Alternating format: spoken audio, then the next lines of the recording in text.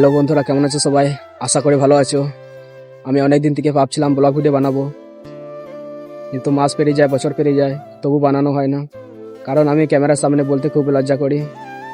কিন্তু আজকে আমি ডিসাইড করে নিলাম, আগে যা হবে হবে। আজকে থেকে আমি আমার ব্লগ ভিডিও শুরু করব। আর হ্যাঁ, আমি তোমাদেরকে সাপোর্ট করতে বলবো না। আমার ভিডিও তোমাদের ভালো লাগলে তাহলে সাপোর্ট করবে, না হলে আমি জানি তোমরা সাপোর্ট করবে। তো আজকের ভিডিও এটুকুই, দেখা হবে পরের ভিডিও।